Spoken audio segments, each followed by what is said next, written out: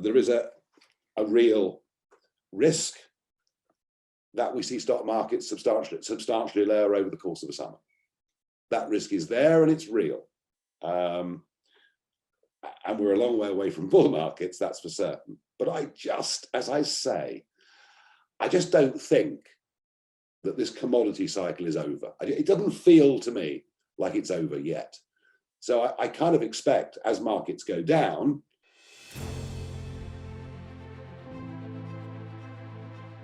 hello and welcome to This Week in Review with Nigel Farage. Nigel, I don't know if you remember, but a few months ago, we recorded a video and I asked you whether coal mining stocks were the best way to profit from the renewable energies boom. Now, for a while, it was the gas stocks that were outperforming, but now coal is making a comeback, especially in Germany. There's 1,000 ironies in this. I don't know which ones you're going to mention, but take it away. Yeah, well, the price of coal has risen. We all talk about the rise in oil, the rise in gas, the rise in wheat. Coal, in percentage terms, has risen more than any of them. Well done, Boris. Well done at the G7 last year for announcing it was the end of coal. Well, about 4 billion tons will get burnt this year, mostly, of course, by the Indians and the Chinese. Record coal consumption in the world this year. So let's not delude ourselves, as we install our heat pumps that don't work in the winter, that somehow we're going to save the world. Not because we shouldn't try. So the Germans who started building wind farms way before us, and were the most environmentally friendly country, they wanted to sort of say, in the world. And now, of course, we have the Greens, the hard left Greens in coalition government. And guess what the Greens are now going to do, folks? They're going to start burning even more coal. Yes, even more coal. Over the last few years, Germany had opened up a lot of coal-fired power stations. Anyway, there's a lot more consumption to come. And for the Greens to be doing this, the irony is so delicious, it's almost unbelievable. All of which goes to show that the globalist agenda that I was fighting in the Brexit referendum 6 years ago today, that said, don't worry about national interest, there's no such thing, we're all part of one lovely, happy, beautiful, great big world, we can survive on a just-in-time supply chain. It's for the birds, because countries need to have strategic thinking, when it comes to whether it's gas or coal or whatever it may be. So yeah, it is the most extraordinary turnaround. They've made themselves utterly dependent on Mr. Putin. But you know what? Even if by the end of this year, Mr. Putin is not selling oil to Germany, let's say, doesn't matter. He's found great big new markets in China and India. So strategically, the Germans have managed, I think, strategically to get just about everything wrong. The green lobby, I suppose we should call them, they often say that the argument that if we don't burn the coal, someone else will, it often sounds very hollow, but this is a good demonstration of actually it's really important and quite true, because if we're not the ones burning the coal, then we don't seem to have enough energy. And I think that got missed in that debate, that this, I guess, presumption that we'd have enough renewables was just presumed. And a lot of people are paying the price for that. But the thing I want to mention about this is that it's sort of amusing to someone who speaks German, because the Energiewende, the energy transition or turn, it's funny because you can just keep turning right back to coal. The Energiewende has just continued right on back to where it first started.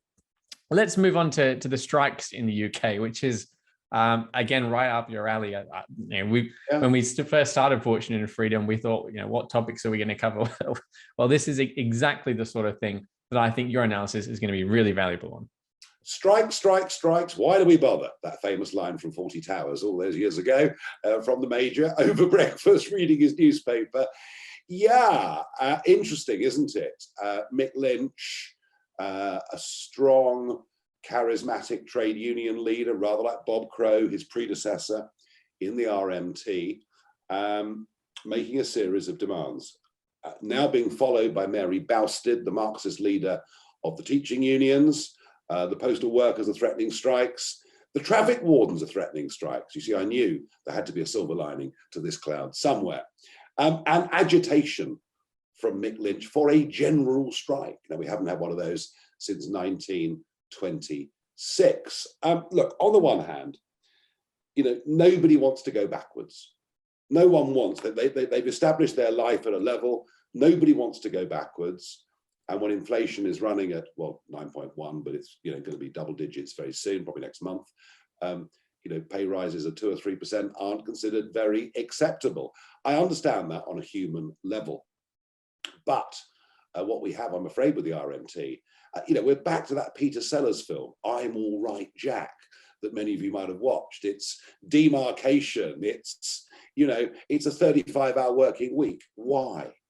Sundays are considered overtime, even when they're part of that 35-hour week, and that rule's been in place since 1919.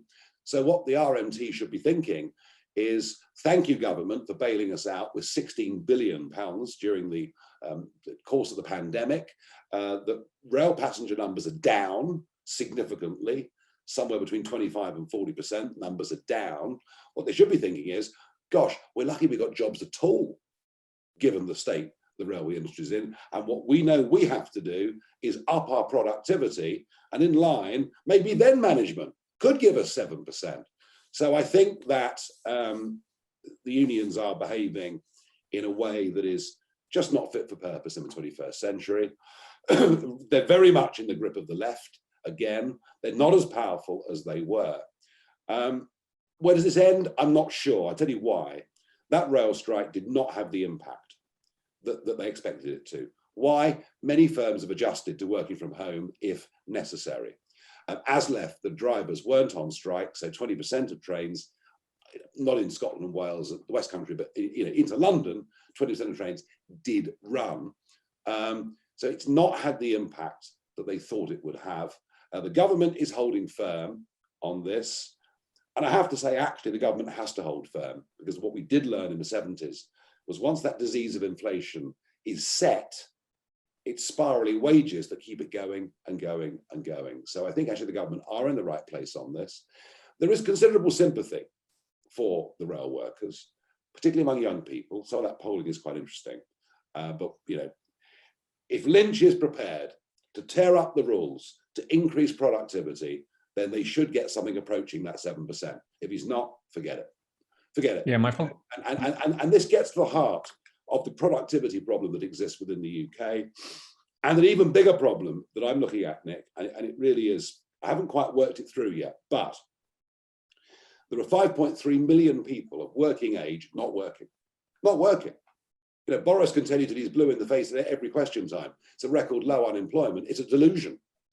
Huge numbers seem to get put on disability benefit. I'm very skeptical about that. And a lot just don't seem to want to work. So think about this. You're a young couple living in London, a couple of small kids, an elderly disabled relative living with you. Neither of you work. Your benefits are nearly £30,000 a year. That's tax-free money.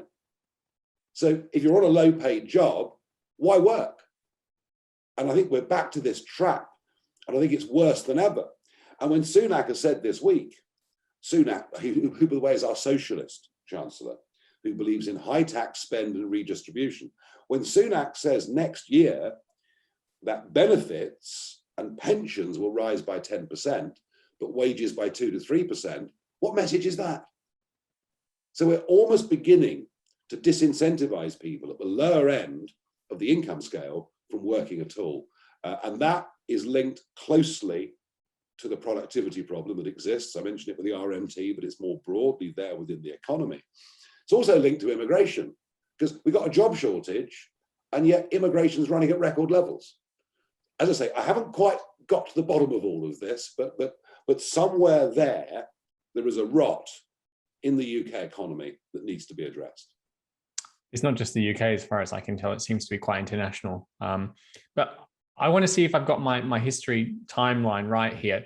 The strikes in the UK in the 70s were a good chunk of what made people realize that, the Thatcher and the productivity revolutions of the 80s and 90s, that was really important. So it was almost like a peak in that mentality. Do you think that's already peaking now, or is this just the beginning? I remember Norman Tebbit saying to me that the winter of discontent was the godsend for Thatcherism. They would never have dared to put things in their manifesto or to be as reformist as they were had the great British public not seen what a mess that it was. So sometimes it's genuinely true that worse is better. No, look, I think we're going to get a lot more industrial unrest going on. There will be more strikes. I think the prospect of a general strike is pretty low, if I'm being honest with you. I don't see it going quite to that level. And we see a government that's got 2.5 years to run in theory, but is increasingly in trouble, bereft of ideas. I have to be honest, I don't think this government have the vision or the intellectual belief to find the solutions to this. And I regret to say, but if we are going to get a Conservative Party that comes back and understands economics and understands productivity gaps and understands that a handout society in the end is not where we need to be, it's probably going to need a period in opposition. I remember also a few months ago when we first started speaking about the idea of a recession, it was very much a minority view. The probability as implied by financial markets was very low. And all of a sudden, it seems to be almost a foregone conclusion with a lot of the big institutions expecting a recession. It's only a question of when. Do you think they've got it right now? And what do you think the impact of a recession would be on financial markets? Because they've crashed before the recession has begun. Yeah, I mean, financial markets act like futures markets, don't they? You know, financial markets tell us what they think is going to happen heading down the road to a very large extent. Look, you know, the stagflation that we called it, we've been dead right on, you know, and the growth prospects are terrible. Yes, we are going into recession. I think we've been calling that for some time. As you say, that is now the consensual view. What is more difficult to work out is this. If you look at the price of copper, other headline commodities over the last few weeks, they're beginning on the charts to break those uptrends, or they're threatening to break those uptrends. I've been studying this quite closely. The received wisdom is that the recession we're going into here, and in China, of course, with their mad zero COVID policies in Shanghai and elsewhere, the received wisdom is that means that prices will come down at the end of this year, and that inflation will fall with it. Will fall with it.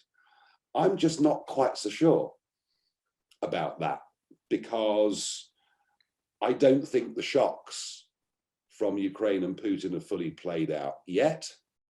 And I also think that, back to the start, that inflation is a disease of money, and it doesn't tend to be cured as quickly as everyone thinks. So we've got the same complacency, I think. I could be wrong. I mean, I accept I could be wrong, but we've got the same complacency coming now from the Bank of England and others. But don't worry about it, boys. It'll all be over in the autumn. The economic downturn means inflation will fall, commodity prices will fall. I'm not so sure. Yeah, there's two versions of stagflation, I suppose. One where the economy is not growing very much and inflation is very high, and one where all-out recession and inflation remains high. That's the real danger. Yeah. Nigel, I want to just dig a bit more about this idea of commodities rolling over, because they've been the sort of part of the stock market and financial markets that have held up, especially oil and oil stocks. If they roll over or don't roll over, sort of that's the last man standing in the stock market right now. So tell us some more about what you see there.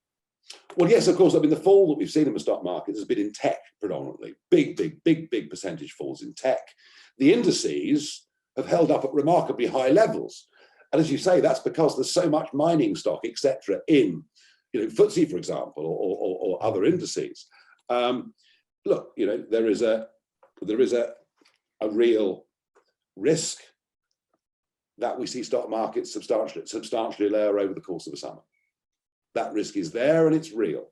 And we're a long way away from bull markets, that's for certain. But as I say, I just don't think that this commodity cycle is over. It doesn't feel to me like it's over yet. So I kind of expect, as markets go down, the main indices will look a bit better than perhaps the broader market. But none of that gets away from the fact that even in falling stock markets, there are companies that perform well, there are companies that outperform. And, you know, the whole point of Fortune and Freedom and UK Independent Wealth and all the things we do together, the whole point of it is, you know, this is not a punting syndicate. You know, we're not here to tell you, you know, to get on the 230 at Kempton. We're just not here to do that.